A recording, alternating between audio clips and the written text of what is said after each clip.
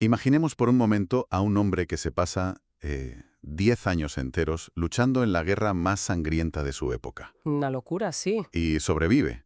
Y justo cuando piensa que ya está, que lo peor ha pasado, pues va y se tira los siguientes 10 años intentando desesperadamente, bueno, volver a casa. Y perdiéndolo absolutamente todo por el camino, claro. Exacto. Pierde a todos sus amigos, pierde los barcos, todo el botín de guerra, o sea, hasta su propia dignidad. Termina desnudo en una playa extranjera. A simple vista, a ver, esto suena a la premisa de un drama absoluto, ¿no? Ajá. A una tragedia moderna. Totalmente. Pero, si analizamos a fondo las fuentes que hemos recopilado para nuestra inversión de hoy, descubrimos que este es, en realidad, el plan original, el molde del que beben todas esas historias de supervivencia y viajes por carretera que consumimos hoy en día. Y lo más fascinante de todo esto es que no estamos hablando de una novela contemporánea, sino de la Odisea. Ahí es nada. Claro, una obra compuesta en el siglo VIII a.C. Un relato que, fíjate, no se leía en silencio en una habitación, sino que se cantaba de memoria frente al fuego. Los aedos la recitaban usando ese ritmo hipnótico del hexámetro dactílico. Qué pasada. Es asombroso cómo este texto sigue vibrando con la misma intensidad casi 3000 años después. Pues esa es precisamente nuestra misión de hoy. Vamos a desgranar y reconstruir este viaje brutal de 20 años de Odiseo o Ulises de regreso a la isla de Ítaca. Pero hay un detalle vital para entender todo esto. Ajá, cuéntame. Su superpoder no es la fuerza bruta, ni tiene una espada mágica invencible. Su mayor arma es su metis, es decir, su astucia. Eso es. Su capacidad de adaptación extrema siempre, claro, bajo la atenta mirada de la diosa Atenea. Es que ese es un matiz fundamental. Por eso, en este análisis de hoy, no queremos caer en el típico inventario de monstruos mitológicos. Que sería lo fácil, claro. Exacto. No queremos hacer una lista de anécdotas inconexas. El viaje de Odiseo es una narración continua donde el paisaje exterior es tan turbulento como su paisaje interior. Totalmente. Cada dificultad que enfrenta moldea su psicología y le obliga a tomar decisiones que lo transforman radicalmente. A ver, vamos a desgranar esto desde el principio, porque el arranque de la historia a mí me resulta sinceramente desconcertante. ¿Ah, sí? ¿Por qué? Es que es como ir al cine a ver la secuela superesperada de una película de acción y resulta que el gran héroe no aparece en pantalla hasta pasada la primera hora. Ya, es un inicio lento si lo miras así. Claro, la historia nos sitúa en Ítaca, sí, pero enfocándose en su hijo, en Telémaco, y en el desastre absoluto que es su palacio. O sea, está invadido por decenas de hombres, los famosos pretendientes. Unos parásitos, básicamente. Literalmente. Acosan a su esposa Penélope exigiendo que elija marido, se beben su vino, devoran su ganado a diario. Y en medio de todo este caos, el joven Telémaco coge un barco y se va a Esparta y a Pilos. A preguntar a los viejos veteranos de guerra, como Néstor y Menelao. Exacto, a ver si saben algo de su padre. Siempre me ha parecido un error de ritmo tremendo iniciar una aventura gigantesca centrándose en el hijo adolescente. Bueno, desde una perspectiva moderna puede parecer que la historia arranca con el freno de mano puesto. Eso te lo concedo. Pero estructuralmente es una genialidad. A ver, explícame eso. A esta primera parte se la conoce como la telemaquia. Y tienes que pensar que para comprender verdaderamente el impacto que tiene la ausencia de un héroe, primero debes contemplar el inmenso vacío que dejó atrás. O sea, entiendo que sirve para mostrar el desastre que hay en casa, ¿no? El costo real de esos 20 años de ausencia. Exactamente. Pero va mucho más allá. En la cultura griega antigua, la hospitalidad, la xenia, era algo sagrado, era intocable. Claro, era la regla de oro. Y ver a estos pretendientes abusando de esa norma, destruyendo el patrimonio de la familia, de forma tan descarada, eleva la tensión narrativa al máximo. No solo destruyen la riqueza material, destruyen el orden social en sí. Ya veo. Además, sirve como un rito de paso para Telémaco. Necesita salir de la inmensa sombra de esa leyenda ausente que es su padre. Tiene que madurar. Eso es, forjar su propia identidad. Porque más adelante Odiseo va a necesitar a un hombre a su lado en la batalla, no a un niño asustado. Tiene todo el sentido del mundo. Y cuando por fin encontremos a Odiseo en el relato, quienes nos escuchan ya sabrán exactamente qué está a punto de perder para siempre, si no logra volver. Madre mía, la presión es máxima. Y fíjate en el contraste de dónde lo encontramos por primera vez. Porque mientras su hijo está cruzando el mar y su casa se desmorona pedazo a pedazo, ¿dónde está el temible destructor de ciudades? Retenido. Atrapado, sí. Está en Ogygia, una isla paradisíaca retenido por la ninfa Calipso, y llevan allí 7 largos años. 7 años, se dice pronto. Una locura. Y ella lo cuida, lo tiene entre algodones, y encima le hace la oferta definitiva, o sea, le dice, quédate conmigo y te daré la inmortalidad y la juventud eterna. Y ahí está la trampa. Es que aquí es donde la actitud del héroe me choca muchísimo. El tipo más pragmático e inteligente del mundo se pasa los días sentado en una roca. ¿Llorando? Sí, llorando frente al mar, prefiriendo volver con una esposa mortal, que bueno, lógicamente envejece, en lugar de convertirse literalmente en un dios. Me cuesta mucho entender por qué alguien rechazaría esa oferta. Bueno, si conectamos esto con la perspectiva general de la obra, te das cuenta de que esa oferta es una trampa existencial de manual. ¿En qué sentido? En que si Odiseo acepta la inmortalidad, borra por completo su esencia. Piénsalo así. La inmortalidad de los dioses en la mitología griega es estática. No sufren el paso del tiempo, ni asumen consecuencias graves por sus actos. Es como, no sé, el equivalente a jugar un videojuego en modo dios. Me encanta esa analogía. Totalmente. Esa es la clave de todo. Al rechazar esa especie de jaula de oro, Odiseo está haciendo una declaración filosófica bestial.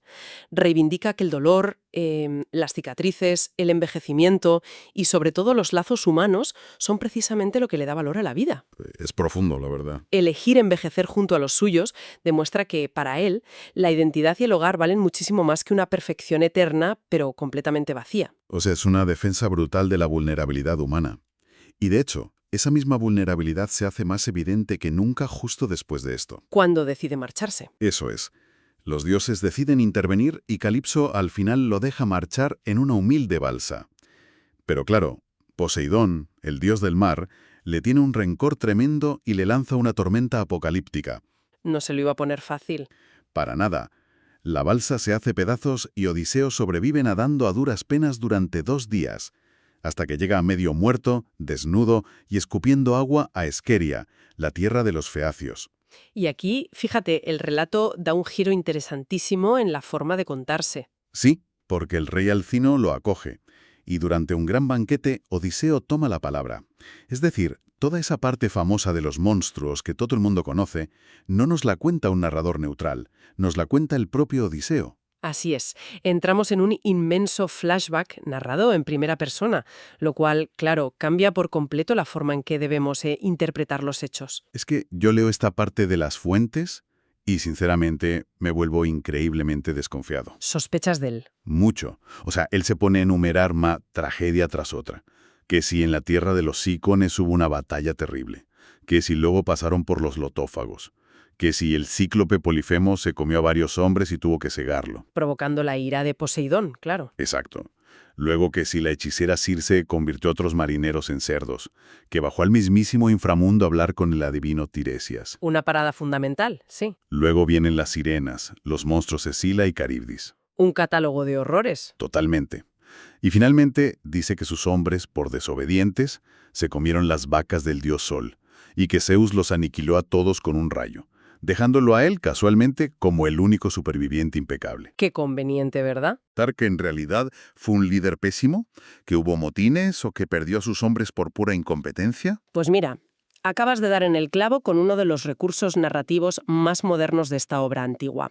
Hablamos de la teoría del narrador poco fiable. Lo sabía.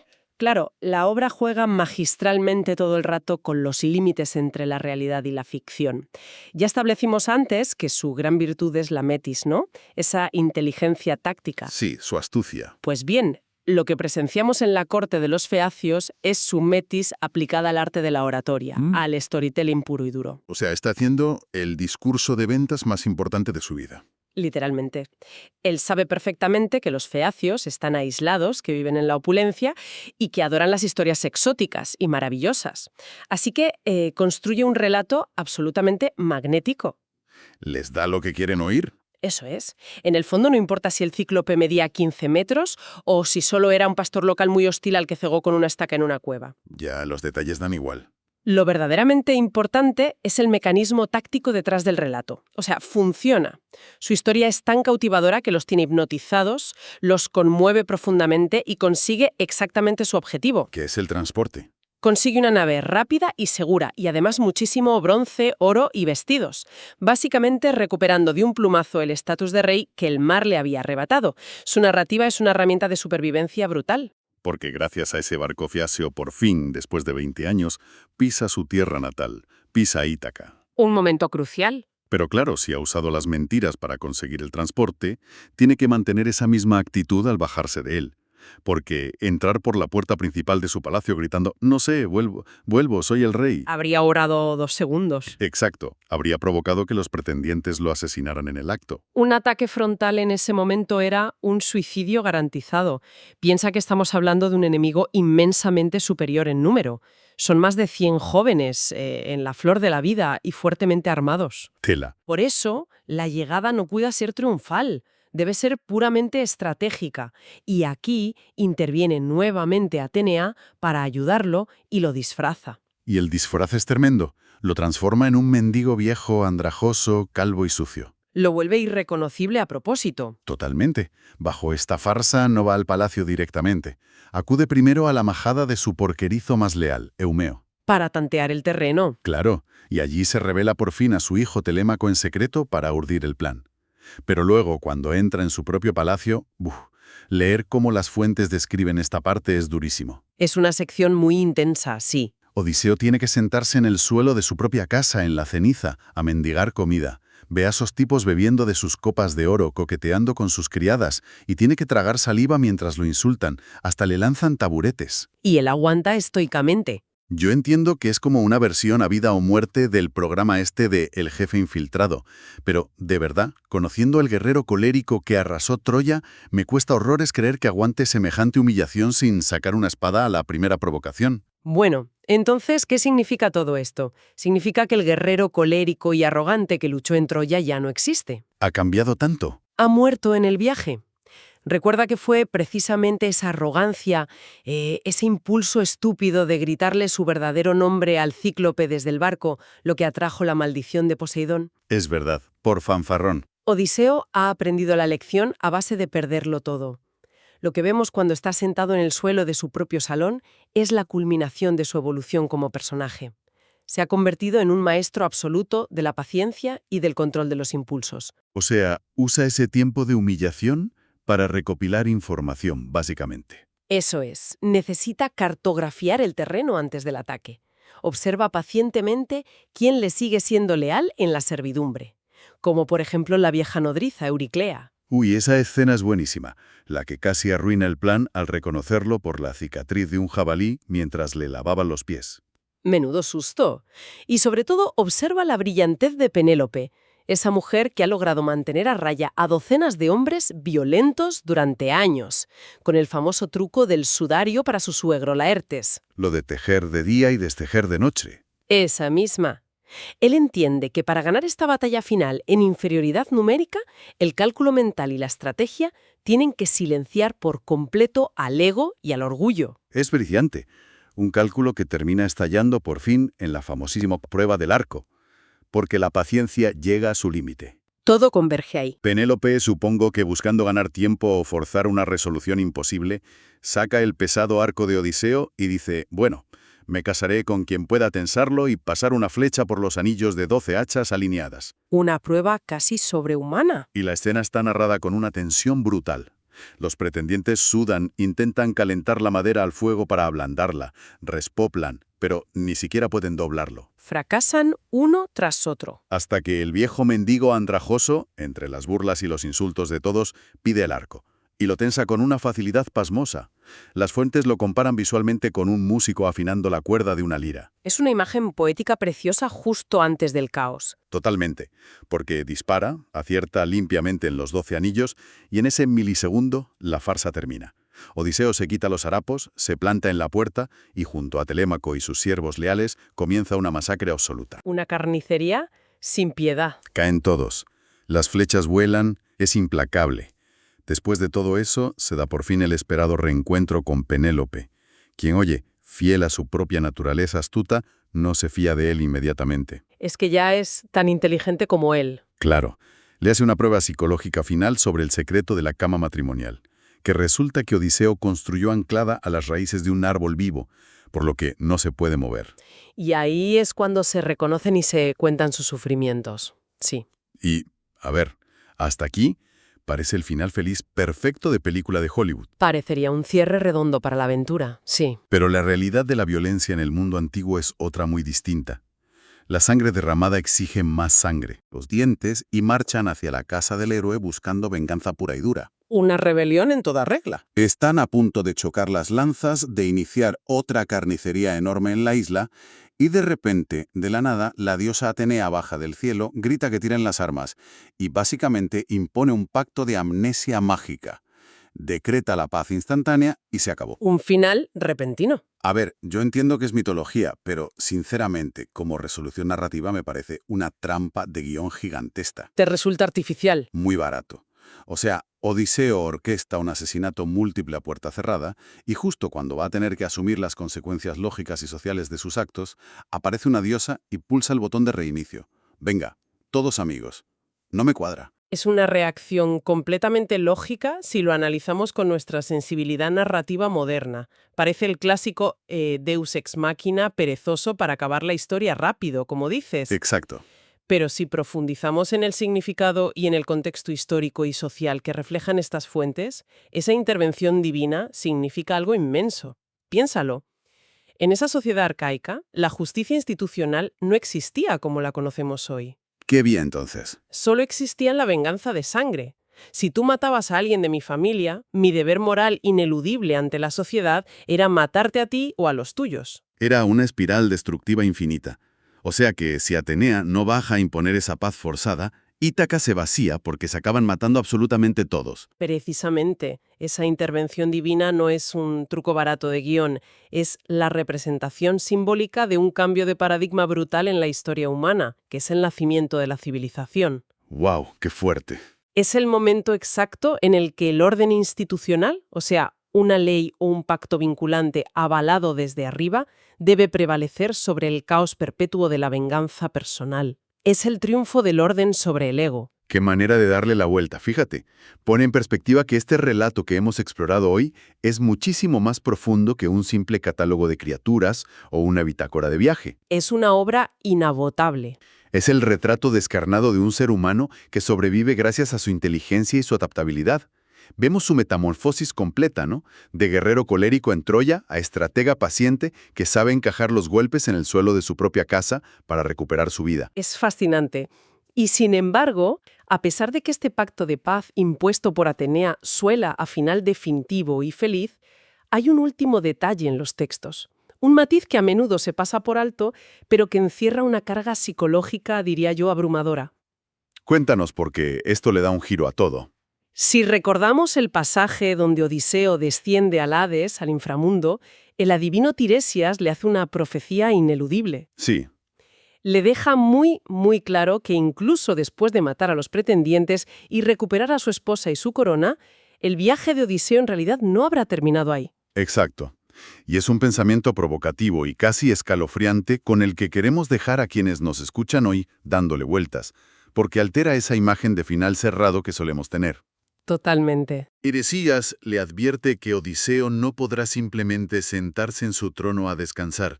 Tendrá que tomar un pesado remo de su barco, ponérselo al hombro y empezar a caminar tierra adentro. Alejándose del mar para siempre. Tendrá que caminar y caminar hasta encontrar un pueblo remoto donde sus habitantes jamás hayan visto el océano, ni hayan probado la sal en su comida, ni sepan, vamos, qué forma tiene un barco. Un lugar ajeno a su mundo. Y sabrá que ha llegado al lugar correcto el día que un extraño se cruce con él en el camino de tierra y, al ver el remo en su hombro, le pregunte por qué lleva encima un aventador de trigo, o sea, una herramienta agrícola que se usa para separar el grano. ¡Qué imagen tan potente! Es que solo allí, en ese lugar completamente desconectado de su pasado, deberá clavar el remo en la tierra y hacer un sacrificio final a Poseidón. Es una reflexión que te deja helado. Desde luego. Nos está diciendo que este hombre, que ha sido definido toda su vida por las guerras, los naufragios y los océanos, solo encontrará la verdadera paz interior cuando logre borrar hasta la última huella de su identidad marina. Solo cuando el símbolo de todas sus tragedias, el remo, se ha confundido con una simple herramienta de labranza, Odiseo podrá aprender por fin a ser un hombre mortal en tierra firme. Es probablemente una de las metáforas más bellas y tristes de toda la literatura occidental sobre el peso del trauma. A veces, para poder sobrevivir verdaderamente a nuestro propio pasado, tenemos que alejarnos tanto de él que la gente que nos rodea ni siquiera sea capaz de reconocer las herramientas con las que libramos nuestras peores batallas. Una conclusión absolutamente brillante. Y así, en esta primera gran aventura de supervivencia de nuestra historia, nos llevamos una lección que trasciende los siglos. El verdadero viaje no termina el día que cruzas la puerta de tu casa, sino el día que por fin consigues soltar todo tu equipaje. Muchas gracias por acompañarnos en este análisis a fondo. Hasta la próxima.